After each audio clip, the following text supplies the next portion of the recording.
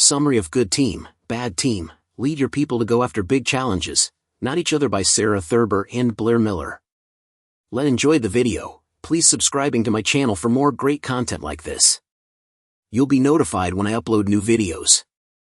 Effective leadership is the key to unlocking your team's true potential.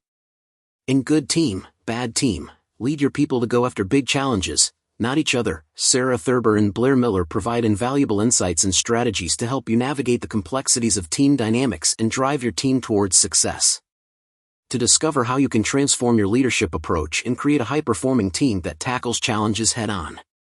Good Team, Bad Team is a comprehensive guide for leaders seeking to create and maintain high-performing teams. The authors, Thurber and Blair Miller, draw upon their extensive experience in team dynamics to provide practical strategies and insights. The book explores the fundamental differences between good and bad teams, emphasizing the crucial role of leadership in shaping team behavior and performance. Thurber and Miller delve into the various challenges leaders face, such as managing conflict, fostering collaboration, and aligning team goals with organizational objectives.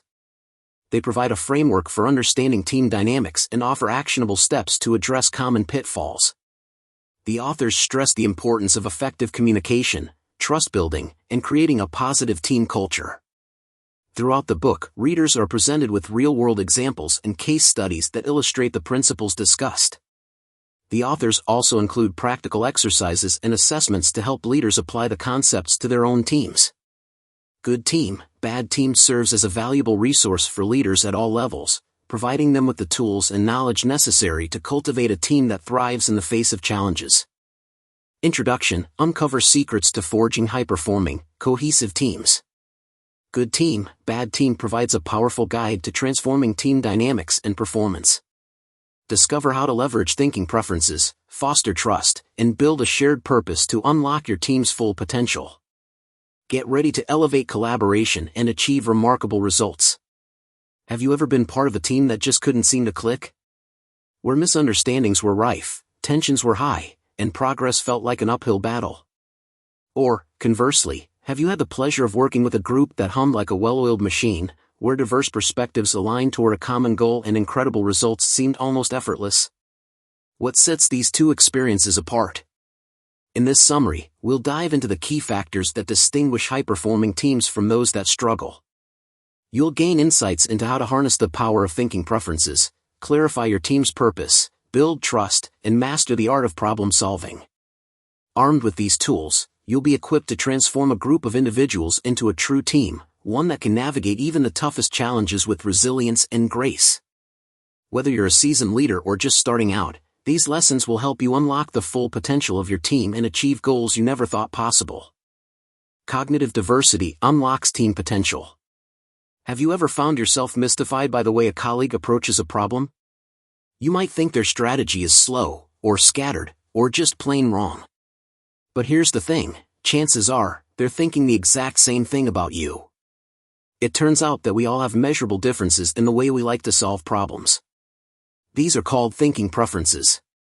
Once you understand them, you gain a powerful lens that can help you interpret behaviors that once seemed baffling.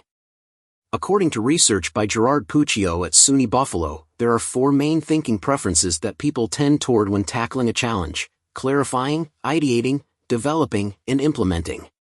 People who prefer to clarify like to really analyze and understand a problem before proceeding. They ask lots of questions and gather data.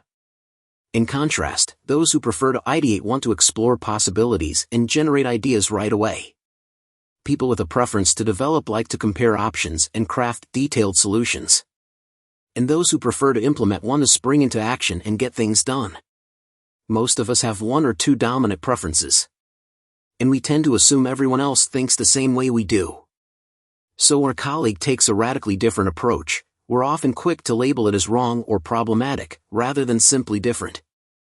This leads to all sorts of misunderstandings and friction. The person who prefers to clarify gets frustrated when the ideator wants to brainstorm without fully defining the problem first. The implementer gets impatient with the developer's desire to perfect the plan before acting. So, the next time you find yourself judging a teammate's problem-solving style, hit pause. Consider that their thinking preference may simply be different from yours. In fact, having diverse preferences on a team is a strength, not a weakness. You need all four types of thinking to produce the best solutions. To leverage cognitive diversity, work to understand each person's unique perspective. What energizes them? What strengths do they bring? Assign tasks that play to those strengths. The clarifier can gather data. The ideator can brainstorm possibilities. The developer can compare options and craft a plan. And the implementer can rally the team to action. When you recognize thinking preferences, you stop seeing others as obstacles and start seeing them as assets. And that leads to much more effective collaboration and better results. So embrace the differences. They're the key to unlocking your team's true potential. A shared purpose transforms individuals into teams. Let's talk about a critical factor that can make or break a team: purpose. When you're part of a team, it's easy to get caught up in the day-to-day tasks and lose sight of the bigger picture. But without a clear and shared understanding of why the team exists and what it's trying to achieve, even the most talented individuals can flounder. Consider the story of Etienne, a division president tasked with bringing a groundbreaking new product to market. He was leading a team of 150 experts, but they were a disjointed group, worn down by corporate reorganizations. To unite them, Etienne knew he needed to clarify the team's purpose in a way that everyone could understand and rally behind. So he asked each functional team to create a simple poster explaining their purpose, the key questions they were trying to answer, and an animal mascot representing their team. The results were revelatory. Suddenly, the highly technical work of chemists, data scientists, and legal experts was distilled into clear, relatable statements. The whole team could see how their individual roles fit into the larger mission. This clarity unleashed a wave of collaboration and innovation. People started proactively sharing ideas across functions. They created breakthroughs that resulted in a record-breaking number of patents. Together, they submitted work to the FDA that set a new gold standard, paving the way for the product's success. All because they were aligned around a common purpose. So what can you do to harness the power of purpose for your own team? Start by answering the fundamental question: why do we exist? What are we trying to achieve together? Engage the whole team in articulating this, so everyone feels a sense of ownership. One powerful tool is to create a team charter. This document captures essential information like the team's purpose, goals, roles, and communication plan. Importantly, it's created collaboratively, not handed down from above. The very act of building it together drives alignment and commitment. But here's the thing: clarifying purpose isn't a one-and-done activity. It's like bowling with bumpers. They keep you on track, but as soon as they disappear, it's easy to drift into the gutter. So once you've established your team's purpose, keep reinforcing it. Refer back to it frequently, especially when onboarding new members or making tough decisions. Imagine if, in every meeting, you started by revisiting the team's purpose. It may feel repetitive at first, but that repetition is precisely what embeds the purpose in everyone's minds and actions. It becomes the North Star guiding the team's efforts. When you take the time to clarify and continually champion your team's purpose, you give everyone's work meaning. People can see how their individual contributions ladder up to something larger. They're not just going through the motions, they're driving toward a shared goal. And that's when the magic happens. That's when a group of individuals becomes a true team, unlocking their collective potential. So if you want to lead a great team, start with purpose. It's the foundation on which everything else is built. Foster trust, the catalyst for high performance. Now that we've explored the power of thinking preferences and the importance of a clear purpose, let's turn our attention to another critical factor in team success: trust. When you're leading a team, fostering trust is one of your most important jobs. But as you may have experienced, it's not always easy. Consider the cautionary tale of Shyla, who led a team of biomedical engineers. When her company hit a rough patch, Shyla started communicating less openly, sharing information only on a need-to-know basis. Her team quickly caught on and lost trust in her leadership. Top performers started looking for other jobs. Shyla learned the hard way that trust follows the laws of physics. Whatever you give your team, they give you back in equal measure. So what can you do to build trust? Research by Paul J. Zak shows that trust produces physical changes in the brain. Zach found that in high-trust companies, people reported 74% less stress, 106% more energy, and 50% higher productivity than in low-trust environments. To foster trust, start by sharing information broadly and building relationships intentionally. Recognize excellence. Give people discretion. Show vulnerability. These behaviors stimulate oxytocin production in the brain, generating feelings of trust. But even in a trusting environment, teams don't become high-performing overnight. They go through predictable stages: forming, storming, norming, and performing. In storming, conflicts arise as people jockey for influence, and some teams get stuck here. That's where thinking preferences come in. Research shows we implicitly prefer to work with people who share our thinking style. But a team full of similar thinkers is not ideal. Cognitive diversity leads to better solutions. The trouble is, we often mistake thinking preferences for personality flaws, labeling differently minded colleagues difficult. By educating your team about thinking preferences, you can help them navigate storming more smoothly. People start to see that the colleague they found frustrating is actually contributing a valuable perspective. They develop a shared language to discuss differences productively. Understanding greases the wheels of trust and collaboration. So, if you want to speed your team's journey to high performance, make trust your top priority. Be transparent and relationship-oriented. And help your team understand thinking preferences, so they can leverage their cognitive diversity instead of being derailed by it. With trust and self-awareness, your team can weather any storm and reach that elusive performing stage, where the magic happens. Master the art of structured problem-solving. We've explored the critical roles of thinking preferences, shared purpose, and trust in building high-performing teams. But there's one more piece of the puzzle that can take your team's effectiveness to the next level: mastering the art of problem-solving.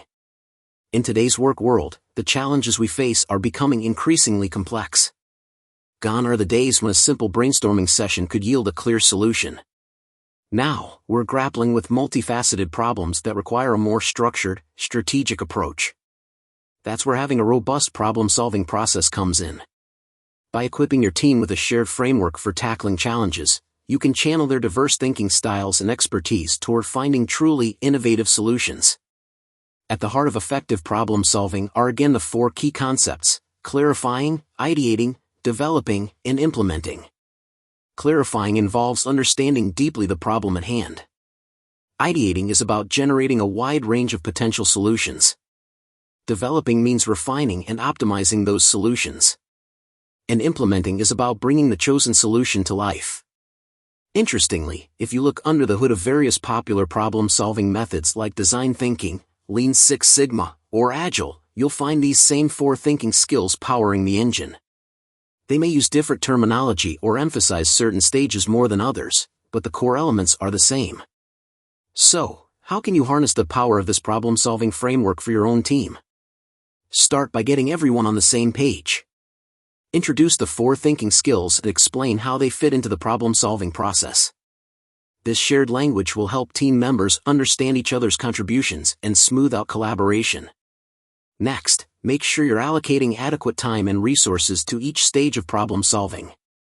It's easy to jump straight to ideating or implementing, but skimping on clarifying or developing can lead to half-baked solutions. Encourage your team members to be thorough in their exploration. It's also important to match the right thinking skills to the right people. Remember those thinking preferences we discussed earlier? Someone who prefers clarifying may be your best bet for leading the problem analysis phase, while a strong implementer can drive the execution stage. Aligning tasks with natural strengths boosts both efficiency and engagement. Finally, embrace iteration. Rarely will you land on the perfect solution on the first go. Build in time for prototyping, testing, and refining. Encourage a culture of experimentation and learning, where it's okay to try something, gather feedback, and then pivot as needed. By weaving this problem-solving framework into the fabric of your team's work, you'll be amazed at the caliber of solutions you can generate. Complex challenges that once felt insurmountable will become exciting opportunities to flex your collective creative muscles. So the next time your team faces a thorny problem, don't just dive in haphazardly. Take a step back, break out the problem-solving process, and watch the magic happen. With practice, this structured approach will become second nature, and you'll be unstoppable. Conclusion. In this summary to Good Team, Bad Team by Thurber and Blair Miller, you've learned that harnessing the power of cognitive diversity is pivotal to building high-performing teams. By understanding thinking preferences, the measurable differences in how people approach challenges, you can unlock a shared language that fosters mutual understanding and appreciation. A clear purpose acts as a guiding force, aligning individual efforts toward a common goal. Cultivating an environment of trust, where vulnerability is embraced and excellence is celebrated, lays the foundation for open collaboration. Mastering a structured problem-solving process, one that engages diverse thinking styles throughout, enables teams to tackle even the most complex issues with creativity and resilience. Ultimately, by recognizing and leveraging the unique strengths of each team member, you can forge a cohesive unit that not only achieves remarkable outcomes but also serves as a catalyst for personal growth and fulfillment.